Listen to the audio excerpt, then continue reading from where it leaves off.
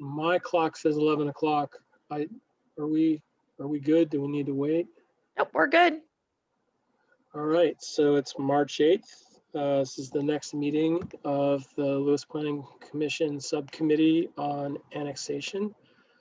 I looked, Melanie, thank you for doing the notes, first of all. Maybe we can start there with the minutes that we had before we formally address them. Looking through those, I wasn't sure that we had really set proper assignments last time, and I'm wondering how we do that moving forward, so that we make sure we're moving in a meaningful way. Anyway, so did everybody get a chance to look at the minutes? Are there any issues with, anybody remember anything that Melanie didn't cover that we need to have in there? I guess, do we want to have a motion to approve the minutes as, okay? And Melanie seconds, I assume. So all in favor, say aye. All right, so the minutes pass. I have thought quite a bit about the conversation that we started last time, but I can't say that I have any answers to the questions that we posed. I find myself looking around wherever I am at trying to get a sense of what it takes to properly describe open space. What makes good open space versus bad open space. How is it that we do clustering so that it's meaningful? We talked about pattern books in the last time, and I don't know if anybody put anything together. Janelle, I looked at the reference that you gave about the development up in Dover. I haven't made a field trip up there.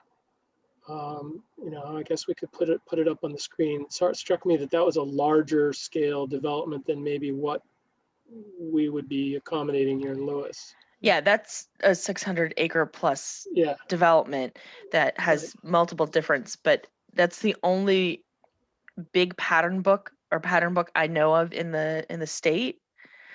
And I know it's consistently going through changes. I couldn't find it on the Dover website. Yeah, I'm not sure if they had it available or not. I just know they have one. So what they I actually did was have a couple of them for the residential, commercial, and the financial districts. Dover does. Mm-hmm. Okay, because I found the same thing. I ended up just doing a Google search on the development itself and looking for the maps that it had describing itself.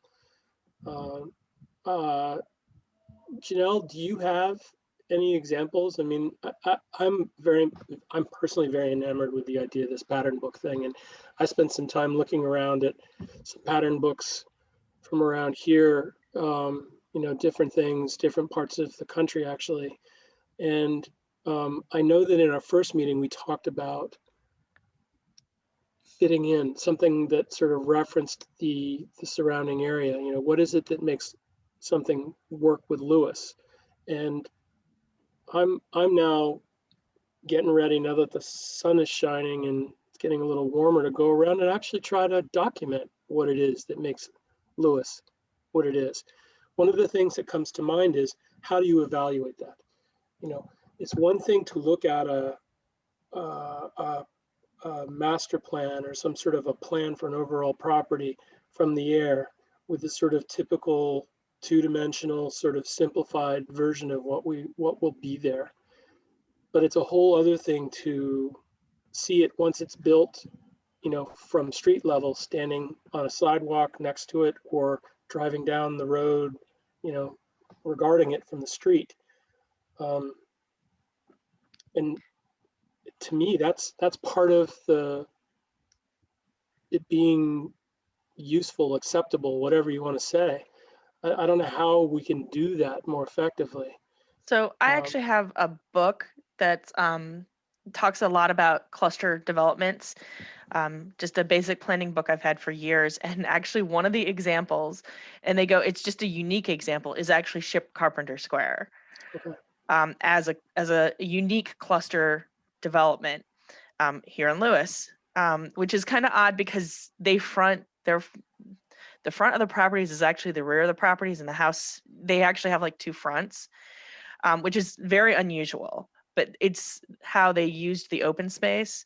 And then it's the horseshoe loop around the open space. But I've got, I can send you guys some examples from that book of like places to look at and to see, kind of like get an idea of that. I know a lot of pattern books really delve into the architectural elements, which Right. Planning Commission has no control over. That actually is H Park, because they're the architectural review group. And I know Melanie sent out some information today that kind of looks at like the function of what a pattern book could. And again, I got it like 20 minutes ago, so I've scanned it real quick, but kind of like what it looks like. Do you want to kind of start looking at that, or do you guys want to work on the open space definition? Because we only have until 11:50 today, unfortunately, because there is another Zoom meeting at noon today. Just have a suggestion, because I think the pattern book, I think we've all done like a little bit of online research, which I did too. And I think we probably need for all of us to in a sense review some of the same materials. And so if there are things from your book that you think would be useful, I think that would be helpful. And I'd suggest we put off this discussion of a pattern book until our next meeting, when we've all had a chance to see, because at this point, I don't think any of us have seen, I mean, I've read about it, but I haven't seen a concrete example. And I do have, I do have some concerns if I understand, and the things I read online, I kept coming up against things that I would read it and say, well, no, that would be H Park, that wouldn't be, us. The other reservation that I think we all have to kind of look at is doing something that's totally different from everything else in the approaches in Lewis. And I'm not against doing something new or innovative when it would be useful, but I think we need to take that into consideration. And it's easier to review that if we have if we've all looked at a concrete example. So I'm totally I agree with you about the fact that we haven't all read the same stuff, and it would be useful to have a body of information that we all review and we can discuss before we really get into it. And I'm happy to put that off.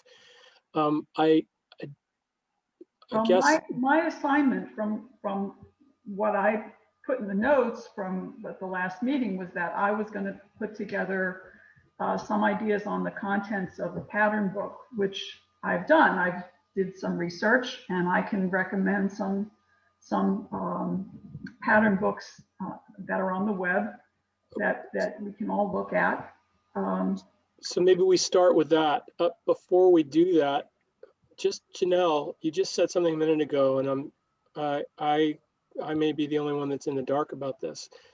Does H Park review all design level aesthetic architectural stuff across the entire city, or for just new in the historic construction in district? buildings? Yes, because it's But no only in longer, the it's not historic. just the historic, it's the everything now. they combined the architectural review committee and the historic, so it's one big group. So if there's something beyond, like if you're going to build a new building or do some redevelopment of a building and you're going to change the architecture of the building, they're going to review that. Anywhere in the city, not just in historic districts. Correct. Okay, so Yeah.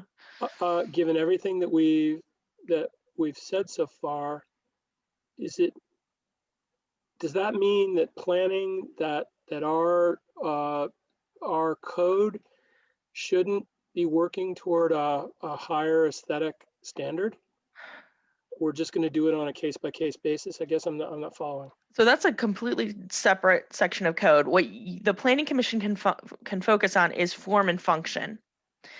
What you're not going to get into is, what does that mean though? Form and function. Form and function is how are we going to use the land? What are we going to use it for? How are we going to design the land? What you're not going to get into is what should that building look like?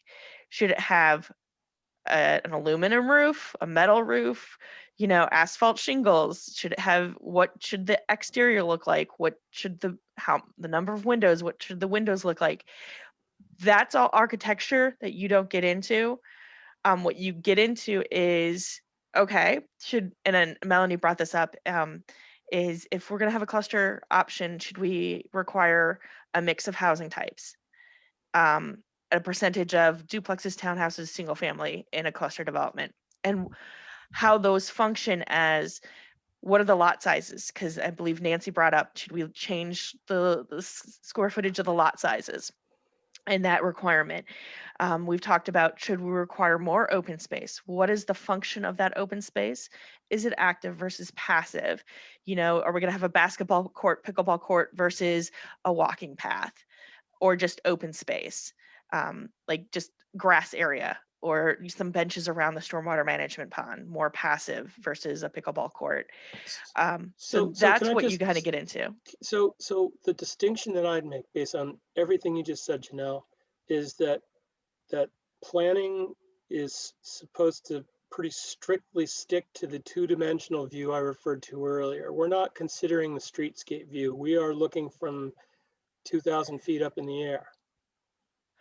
Well, what you can do We're is looking at the plan rather than the elevation. Do we have nothing to say about the elevation, the proportions of things in an elevation perspective?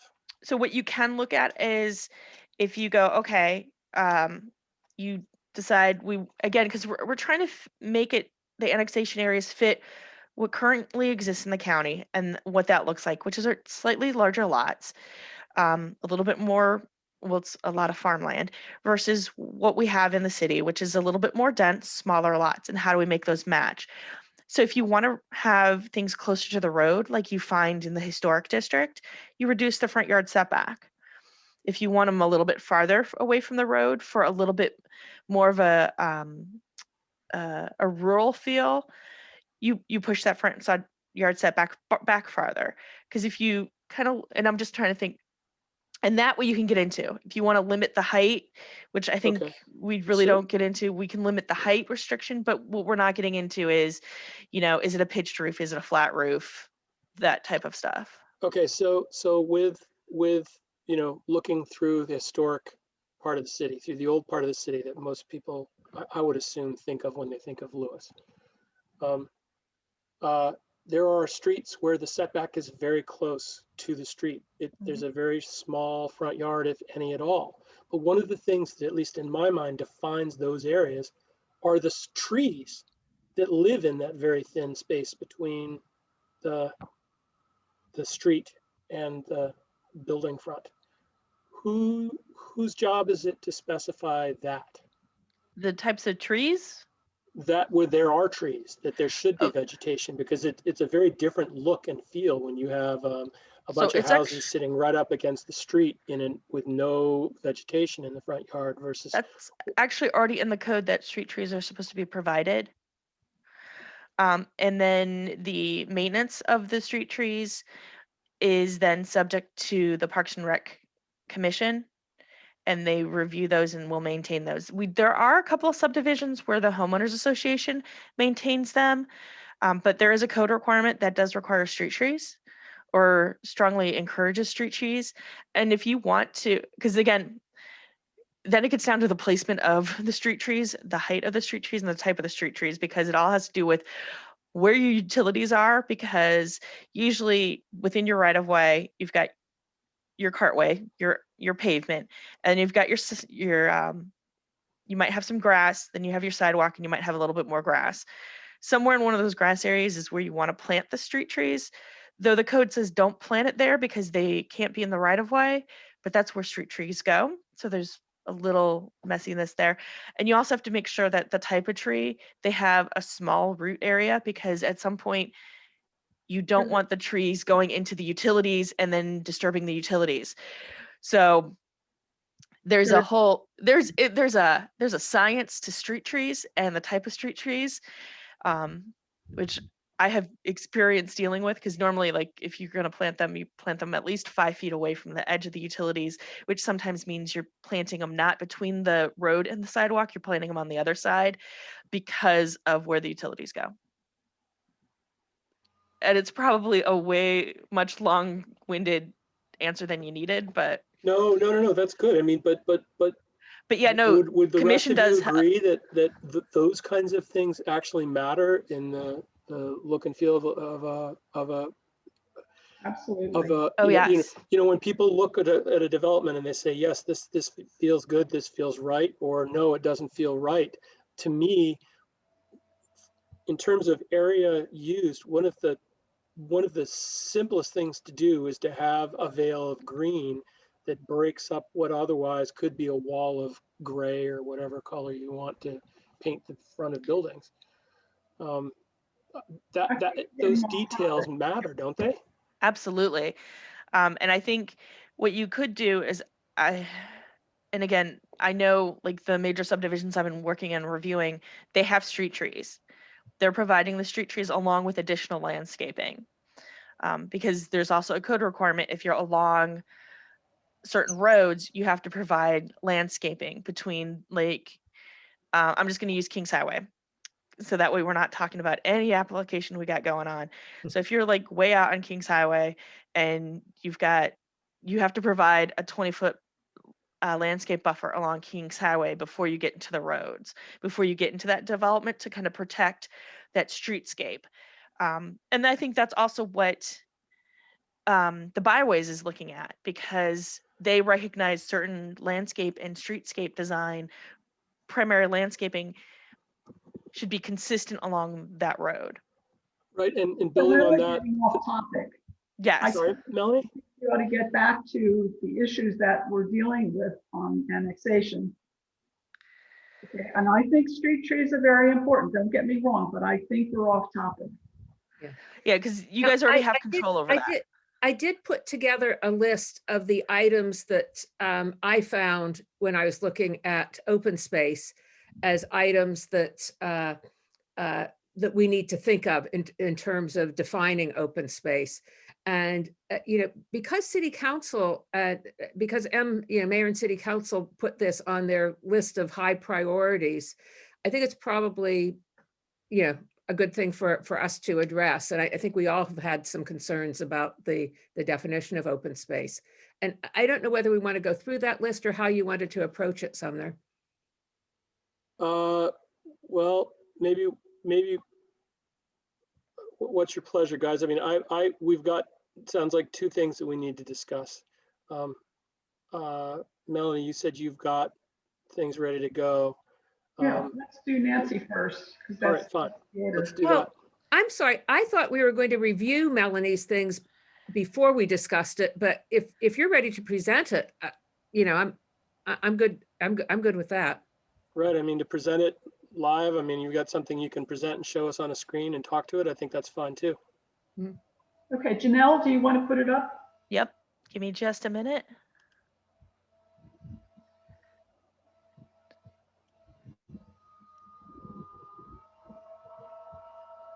All right, are we guys good? Yep. Yeah.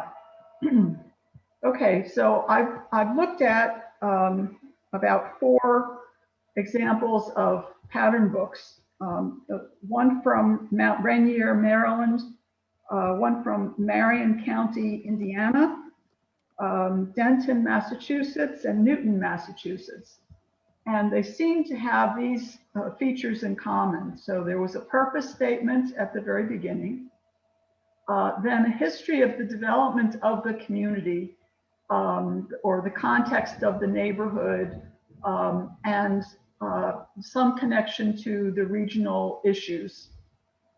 And then interestingly, some of them had what's called a visual preference survey. So they involved the public in defining what was important to them in terms of what they saw. And then they developed design principles. So for example, it might be that they wanted to use traditional neighborhood design, They talked about predominant architectural styles. As we've discussed, that doesn't have to be part of our pattern book if we make one. Home orientation to the street, pedestrian connections, community open space, landscape patterns and precedents, and then best practices. So that's getting into stormwater issues. And then they created the pattern book by a public process. So there was public input and participation in the creation of the pattern book. And they had 3 key questions. What do you like about your neighborhood? What's missing in your neighborhood? And what's the one thing you would add to your neighborhood that would make you most happy? I thought those were really great ways to stimulate good input from the community in what they would like to see in the annexation areas. Okay, and then the books contain extensive visual evidence, photos of sample buildings, drawings of outdoor spaces, site and scale dimensions, and I just included one of them that I found. I think that was from the Marion County book. And then some relevant details, you could move that up. Some of them talked about the maximum length of the street, that the house should extend in front of the garage, multifamily housing where it should be located, and then the parking should be behind or interior to any multifamily housing. Individual building height, massing, and footprint should gradually transition from adjacent developments. So this is talking about how do we make our annexation areas more compatible with their neighbors. And there was a specific dimension given there that buildings adjacent to existing residential developments should be no more than 1.5 times the height and no more than twice the average footprint. You know, again, it's a standard that is suggested. And then assisted living facilities. That's interesting because they seem to have been kind of a popular thing for a while. I'm not sure what's happening right now with them because they seem to be not being constructed. And then small scale parks, with the exception of natural areas to be protected. Parks should be integrated as focal points and should not have more than 25% of their perimeter comprised of adjoining rear or side yards. That's kind of an interesting standard.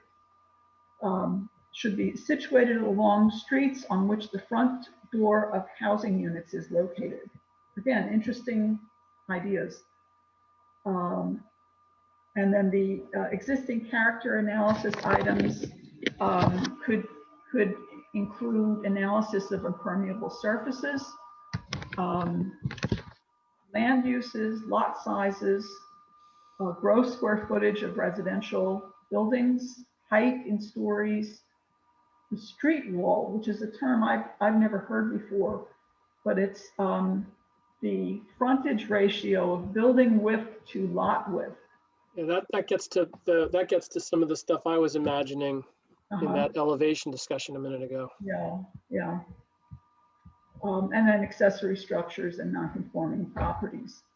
So this is a quick overview of what I found in terms of the pattern books that I could find online.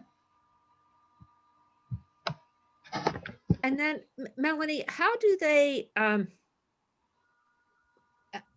the link I'm trying to make is between the pattern book and I understand and actual kind of regulations that would control, that would give some oomph behind them, so that it's not simply my interpretation of what an acceptable street wall is, but something specific.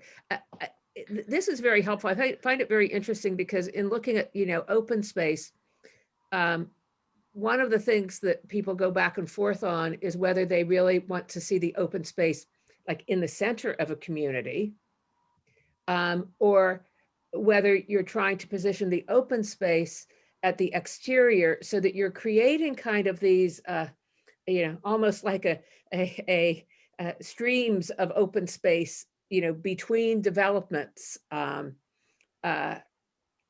do you do a mix? Right.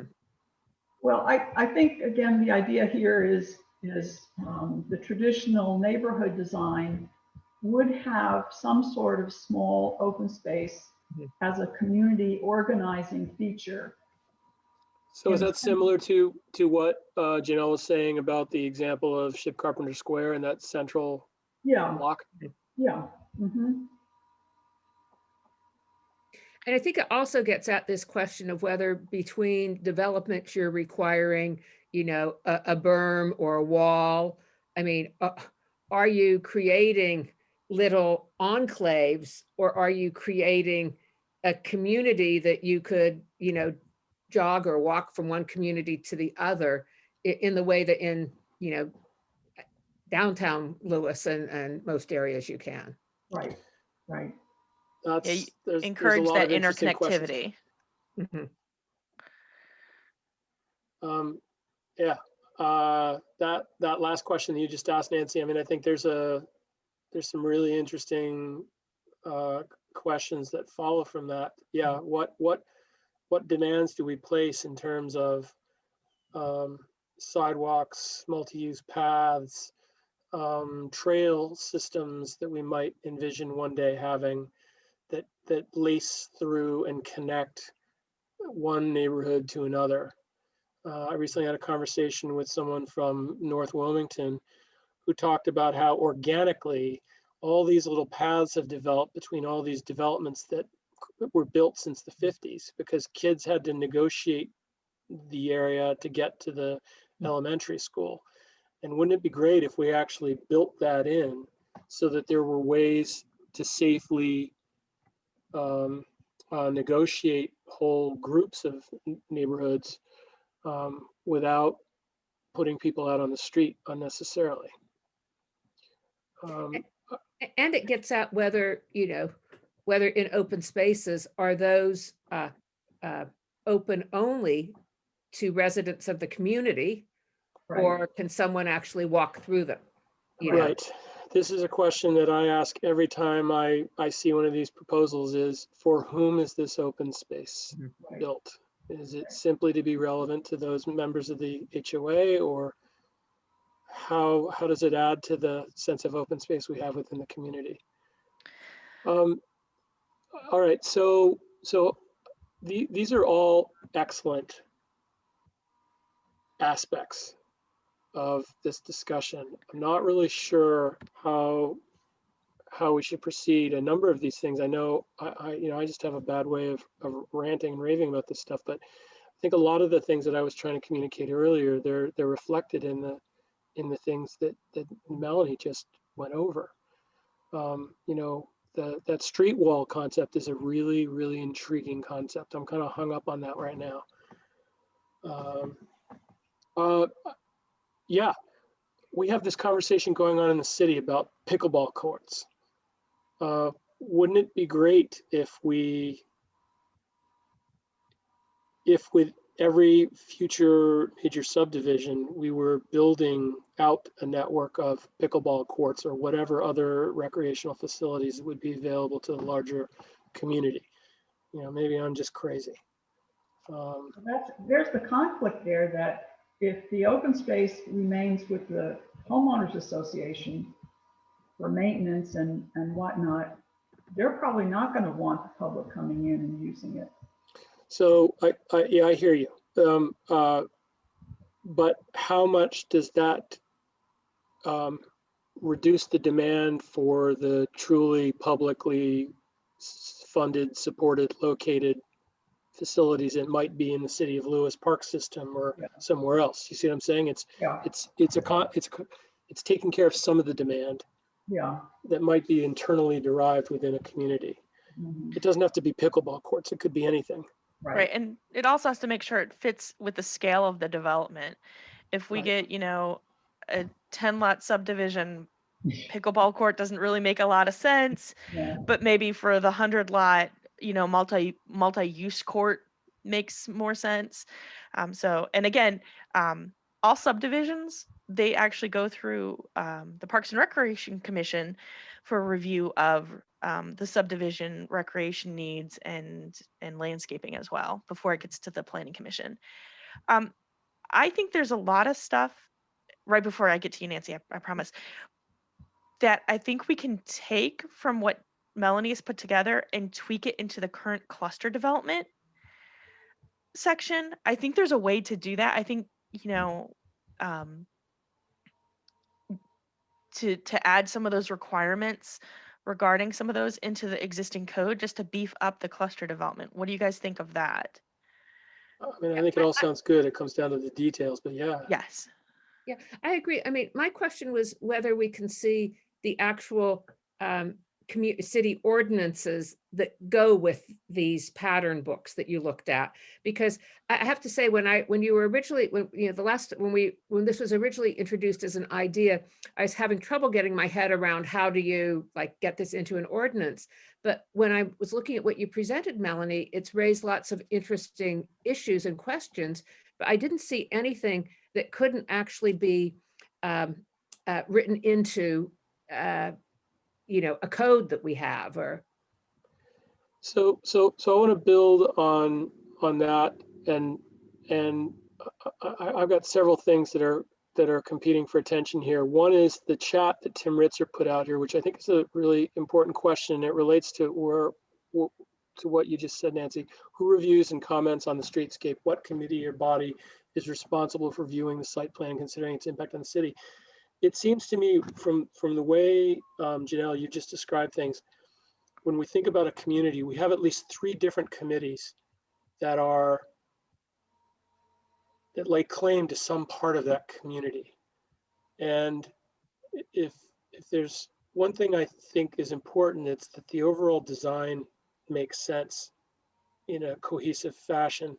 And that, I guess I worry a little bit about the 3 committees and how well they're working together to you know, sort of set up the same idea about how a community should look and feel.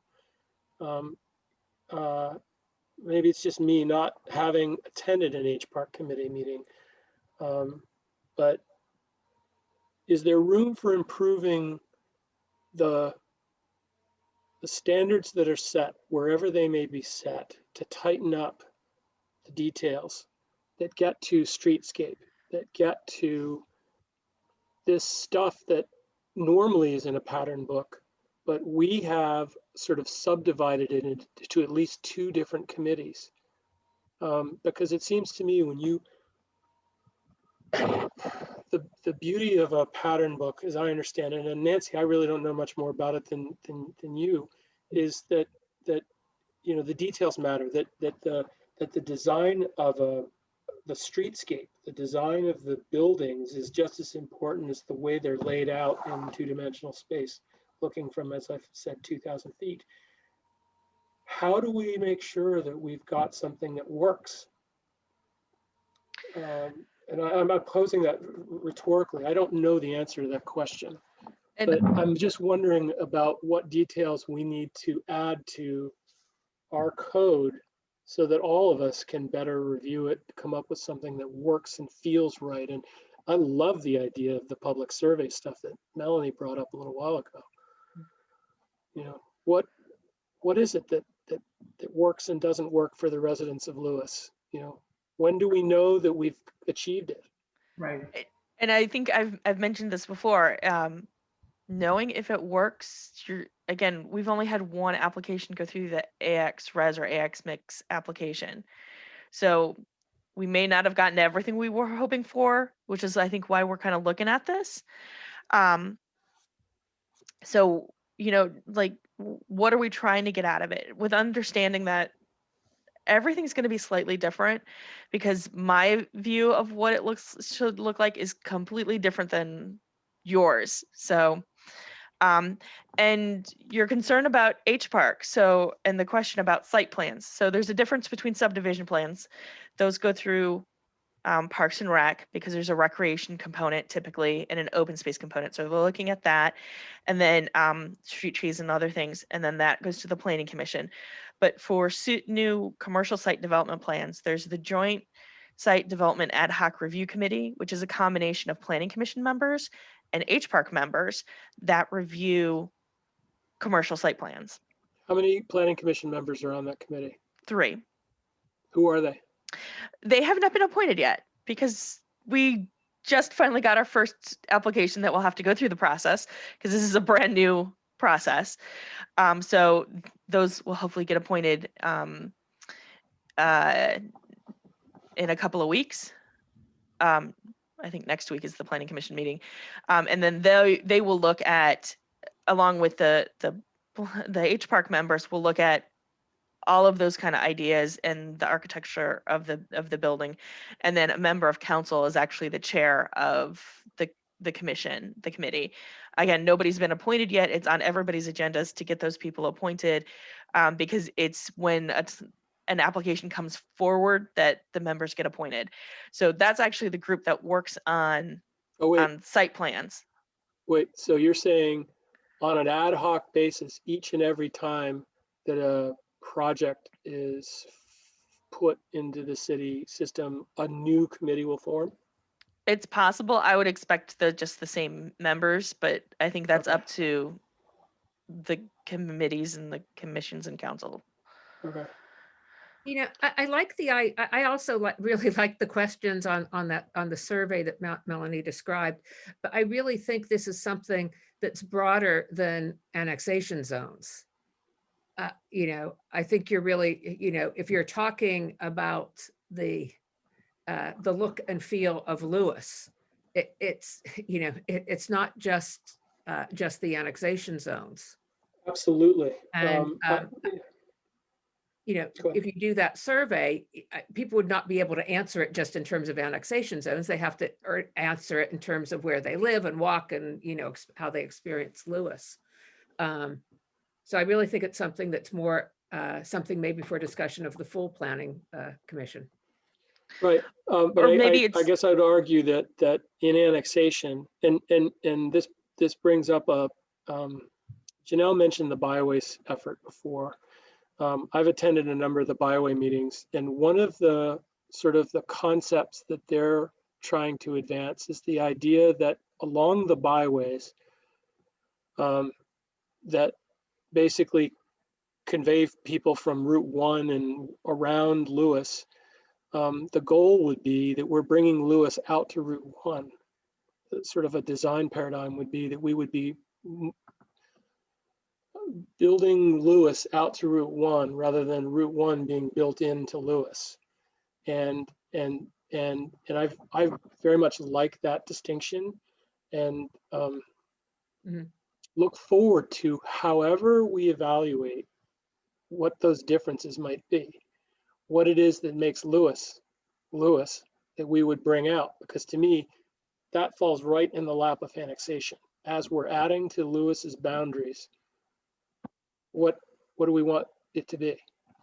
But absolutely, it should be a discussion for any major subdivision, at least around the city. But I think it is a joint discussion in a way with H Park, because I mean, I've attended a lot of H Park meetings, and they certainly are looking at the streetscape. I mean, you know, in the historic district, there's specific guidelines. I mean, one of the things they can look at is, I may have I can't remember the exact words, but the scale and rhythm, you'd know what the words are, Janelle. Yes, so you got them. So you're really looking at how something fits into a neighborhood or a street. And shouldn't we be doing more to specify those things in the planning section of code? So, and I think that's where we get into the cluster section. And before I lose it, it's like, if you get to a cluster section that you like, you can also make it an option into like the R2 zoning district. That's something you can make that recommendation. But right now we're going to focus, okay, annexation zones, this is what we think the cluster should look like, or one of the options of the cluster, because we've got multiple cluster options that we can look at. But it's like, that gets into, are we trying to find that hybrid between the larger lots setbacks in the county and the smaller lots and setbacks in the city, and how do we marry them together? Because if you just put really small lots up to really large lots, you get a conflict. So how do we find that marriage between, how do we find that flow, the balance and rhythm and the pattern of, we're going from downtown Lewis to further out, but trying to keep in that scale. So That's where you can mess with your setbacks, your lot sizes.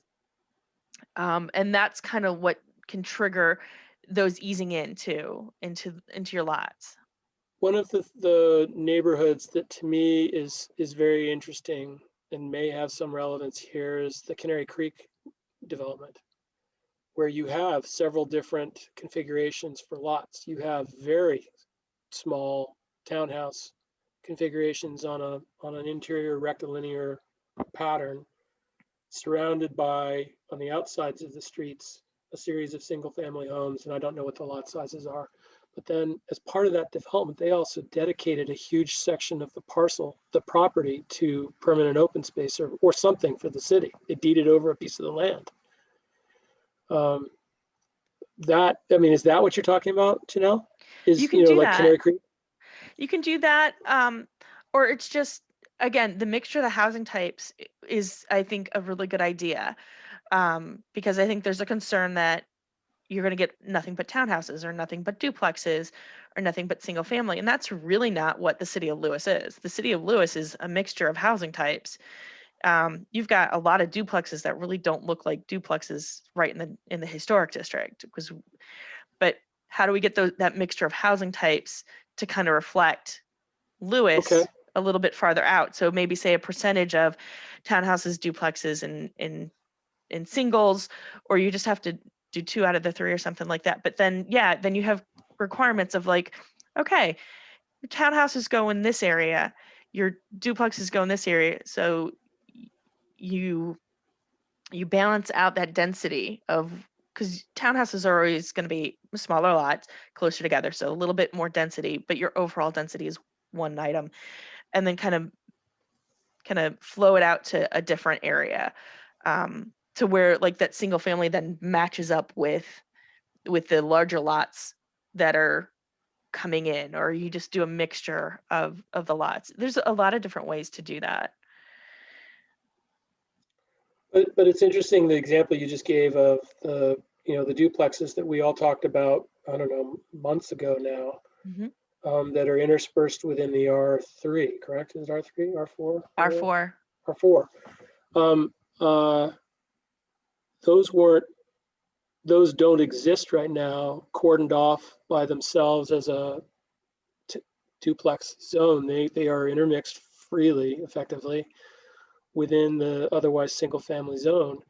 But as you said, they don't necessarily look like duplexes.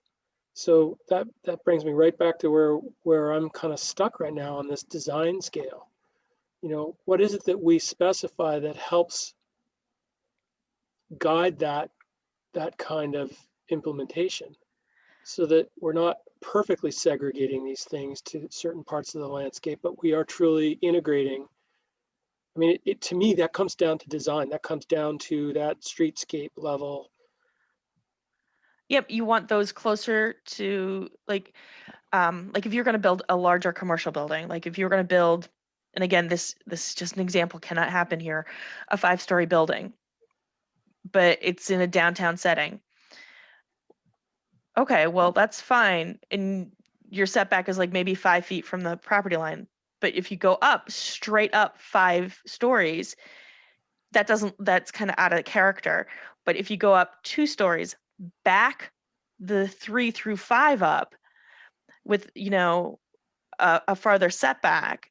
So your first 2 floors have to be 5 feet off the property line, but 3 through 5 then have to be like 20 or 25 foot off the property line. You still get that streetscape, but you get that height farther back. So it's finding and that's then when keeping with the scale and the massing and the pattern, the rhythm of a streetscape. But since we're talking here, maybe 3-story buildings, which they're not really building, they're really building like 2-story buildings with taller ceiling heights. You know, that really doesn't work for the residential. That's more of an option for commercial development. But I think it's, and again, that's the reason we have existing building line for a front yard setback in the code, is because we recognize you might have an empty lot, but if you put an empty lot at 20 feet back and everything else is 2 feet off the property line, that's not going to be in keeping with the character of that area. So you can get character with like setbacks and heights and those types of things without getting into color and shutters and roof types. So one of the things that I saw in my review was, and maybe it was just in what Melanie did, was an average of established building lines rather than everybody build to whatever the closest one is, you know, that we have a mix. Anyway, this is all good. I'm looking at the clock and Janelle, you said that you want to finish this up in about 5 minutes according to my clock. And I'm just wondering what we want to try to do here and what assignments we want to make for the future. I really like the idea that we build up a body that we all review and can comment on and try to go forward from there. What do we need? How about I take a stab at some of the items you guys have put together, like Melanie's put together, and I know Nancy's worked on open space, and like tweak some of the what's in the cluster section of the code and get it back to you guys for review. I'll see what I've got a book and just try to find some examples of what clustering can look like from different examples, so you guys can take a look at that. And then I know Nancy has put together some really good information about open space, and I've done some collection of definitions of open space. So I can send those back out to you guys, and you guys can take a look and see like, oh, I like this idea, I like that idea, and then get it back to me. And then I can see if we've got consensus on anything and then put it together, or I like this part, and then I can smash them together to see what we can come up with. I think this sounds good. Anybody else have anything to add to Janelle's suggestion about how we move forward? And Melanie, would you be willing to share those examples? Like if you have a link to that pattern book, because you mentioned Massachusetts and Maryland, and do they have links on their websites? I'll try to backtrack as to where I found them. Okay. Some of them were on planning documents that I found, so okay. I'll try to find the references. No, Melanie, you know, it was brought up again today. I know that you have something that you've done on traditional neighborhood design before. Is it worth talking about that at some point as well? Sure. Would that be best to do next time? Does it make sense given where we are? Sure. All right. And it would be wrong of us not to acknowledge what Joe said here with the 6:30 meeting tonight from H Park. Tomorrow. Or tomorrow, sorry, tomorrow. Yeah, if you show up tonight, you're going to get mayor and council. Oh, well, I think I'll wait until tomorrow night then. Thank you very much. All right. No offense to the 2 city council members on board tonight. I don't mean anything by that. But I think we should be striving to, and maybe it's just me who feels that there's a gap that exists between what we do with our ordinances as they exist and where H Park, for example, and where Parks and Rec might want to be with things. I think there's an opportunity for us to tighten things up and come together just as 3 committees looking at the same place. You know, maybe I'm completely wrong, but at least the way I look at it, so much of this comes down to the way the thing is designed. It comes down to that streetscape level analysis as to whether or not it's going to feel right. Only so much can be done by looking at things from 2,000 feet in the air, laying out simple lines on a map. Just as you said, Janelle, in that example of the 5-story building, to be able to have a differential sort of setback as you're working up the floors, I think that plays right into how I imagine, even a 3-story building should look from the front. It shouldn't be one simple plane. There should be things that break it up. But, maybe I'm all by myself on that. Any last questions? I think we have to have some confidence in the review by the other commissions. Oh, I don't mean to say that that's not what I mean. Well, I think they have similar principles, or purposes that they want to achieve, and maybe we need to make sure that that they're covering everything that we want them to cover. I think a good way is if we get together what we think we want, and then we can always ask those groups for comments on what they think. Yeah. I think that would be a good way Yeah. if you want to make sure, because we're all talking to each other. Yeah. Right. I mean, shouldn't we be? They review all of those things, and they, they are, I think they share many of the issues that we're describing, that we're talking about right now, and they actually have guidelines that they're reviewing that against. So did H Park, for example, review Lewis Waterfront Preserve? No, and they're not going to. They're more into the commercial site plans and architecture. If you're going to build in the historic district, they're going to get back into the historic building architecture. So I may have misspoke, and if I confused anybody, I apologize. That was not my intent. They review site plans, residential permits for redevelopment. I don't believe they look at subdivision plans. So who does that work? I mean, if H Park isn't doing that sort of streetscape design level stuff, who's doing it? Joss? Yeah, I mean, again, you're looking at the setbacks, not what the building looks like. You're looking at the lot sizes and the setbacks. Okay, why shouldn't we? Why shouldn't we be looking at those things? You're looking at the setbacks and the lot sizes and. No. Why shouldn't we be looking at if nobody else is looking at it, why shouldn't there be more consideration as to the design, the frontal design, the streetscape, the elevation perspectives of these buildings? It's a missed opportunity. Well, and if H Park isn't doing it, it seems to me we should be doing a better job of specifying things. So, and at the time of subdivisions coming in, they don't always know who the builder's going to be, so they don't know what the buildings are going to look like. There is a requirement to provide architectural elevations at time of subdivision approval, so you get an idea of what they're supposed to look like. Because I know there was a site plan you saw the architectures for, and for the subdivisions you have seen them, but like with subdivisions and larger scale subdivisions, I know one of them that's coming through, there isn't a set builder. It could be 3 to 4 different builders, which means they have 3 to 4 different housing types, which is actually a better thing than getting the same house over and over and over again in a development. But from my perspective, I could be wrong. So, and then if there's a concern about that, I think building code will then take that to H Park for a case-by-case review. I think it's called staff and chair look at certain things that don't end up going through full H Park.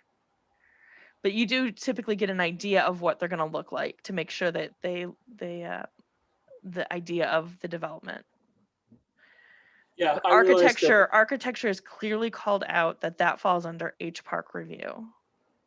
But as you just said, it doesn't happen. It didn't happen with Lewis Waterfront Preserve. It won't happen with Lewis Waterfront Preserve. And I don't mean to pick on that. I'm just saying, I guess where I'm trying to go with this is we should have more intention. We should have higher standards for the way things happen. It's just my opinion. I'm just one person here. But I feel like we should have higher standards than what we have that speak to the details of how things happen.